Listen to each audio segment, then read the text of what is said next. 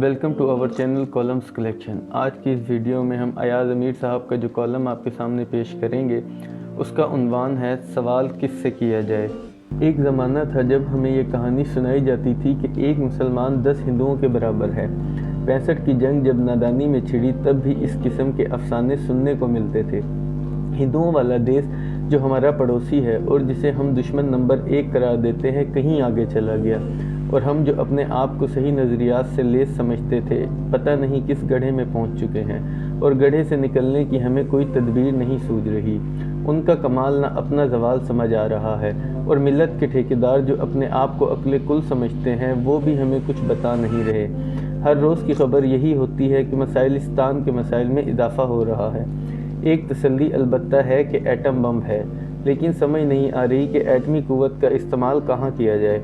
कौमी ख़जाने में पैसा खासा कम रह गया है, लेकिन काश एटमी क़ुव्वत इस कमी को पूरा कर सकती।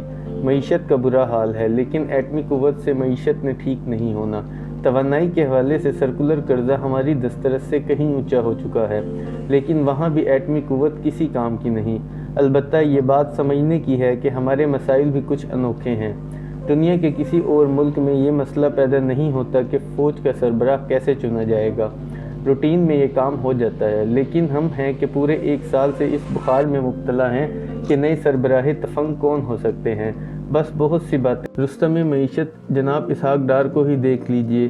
क्या नवीद कौम को उन्होंने सुनाई थी कि IMF से मामला तय करना जानता हूँ। हालत ये है कि IMF से आखिरी किस्त लेने के लिए जो मुज़ाकरात होने थे वो शुरू ही नहीं किए जा सके, क्योंकि IMF के सामने जो हमने हिसाब किताब रखना था वही दुरुस्त नहीं है। अब IMF से कुछ और मोहलत मांग ली है। कहने का मतलब ये है कि बड़कों का सहारा ही हम लेते हैं। हर कोई टरखाने पर लगा हुआ है। काम जो करने के होते हैं वो हमसे नहीं होते।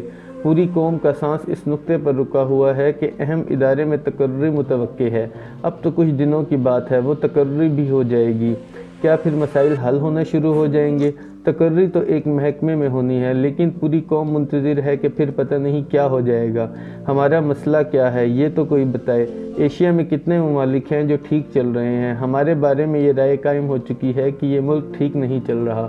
इमरान खान पर फायरिंग होती है और वज़ीर आज़म साहब फरमा देते हैं कि पूरी सुप्रीम कोर्ट बैठकर इस मामले की छानबीन करे। मतलब ये हुआ कि दरमियान में कोई सतह रही नहीं जो इस मसले को देख सके, और फ़कत सुप्रीम कोर्ट ही है जो मामले की तह तक पहुँच सकती है। यानी बाकी रियासत नाकारा हो चुकी है और मसला वहीं जाकर सुलझ सकता है। लामानी बातें करने से पहले हम कुछ सोचते नहीं हैं कि हम क्या कहने जा रहे हैं। बस फिर यही है कि जैसे हालात चल रहे हैं इसी में खुश रहें। जो हालात का मातम कर रहे हैं करते रहें, और जिनका दाल पानी चल रहा है उसी में खुश रहें। मगरबी सरहद पर दहशत गर्दी के वाक़यात फिर ज़ोर पकड़ रहे हैं और बलूचिस्तान के वसी इलाके में फिर हालात ख़राब हैं, लेकिन ख़राब होने दें, देखा जाएगा। वैसे भी बलूचिस्तान और मगरबी सरहद पंजाब से दूर लगते हैं। यहाँ तो जैसा भी है काम और धंधे चल रहे हैं। ये रवैया हमारा बन चुका है कि कौम के मसाइल कौम जाने, हमें तो गर्ज अपनी ज़ात से है। इमरान खान हकीकी आज़ादी के तलबगार हैं और उनकी तहरीक जो चल रही है इसी नुक्ते के गिर्द घूम रही है कि हम कौम के लिए हकीकी आज़ादी चाहते हैं।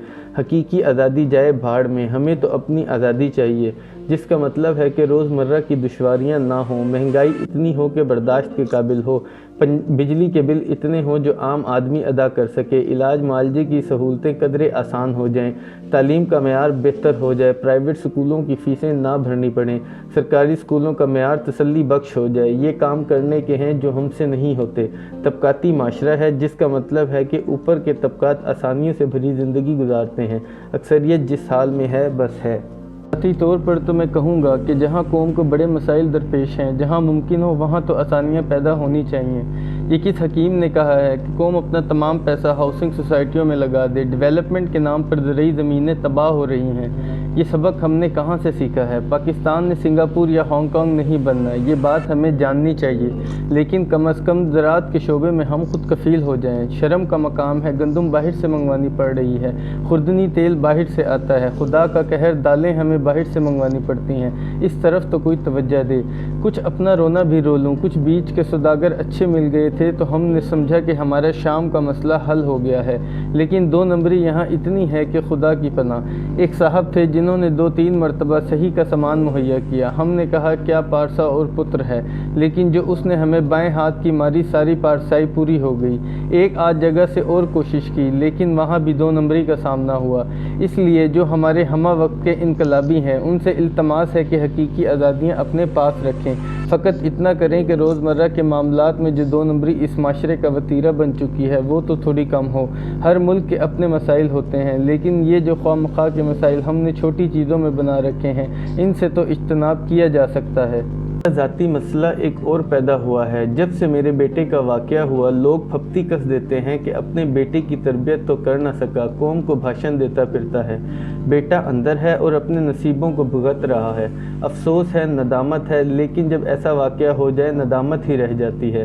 دنیا اور اس کے کام تو چلتے رہتے ہیں، نیکی کا پرچار کبھی نہیں کیا اور کر بھی نہیں سکتا کیونکہ یہ کھاتا خاصا کمزور ہے، لیکن جو سامنے ہے اور جو محسوس کرتا ہوں اس کا ذکر کبھی ہو جاتا ہے، اور یہ کہنا کہ معاشرے میں آسانیاں پیدا ہونی چاہیے یہ کون سا گناہ ہے۔ ہاں یہ بھی ہوتا ہے کہ جب کبھی شام اور اس کے تقاضوں کی بات ہو تو کچھ مہربان ہیں جو کہے بغیر نہیں رہتے کہ پھر وہی باتیں کر رہے ہو، اپنی آخرت کا خیال کرو۔ یہ بھی تلقین کرتے ہیں کہ نماز روزے کی طرف دھیان دیا کرو۔ ایسے کرم فرماؤں سے گزارش ہے کہ یہ مسائل اپنے اور پروردگار کے درمیان ہوتے ہیں۔ آپ اپنی آخرت کی فکر کریں اور جو بھی آپ کو درست لگے وہ راستہ اپنائیں، بے جا کے واعظ و نصیحت رہنے دیں۔ ویسے بھی ہمارے معاشرے میں نصیحت کچھ زیادہ ہی ہے۔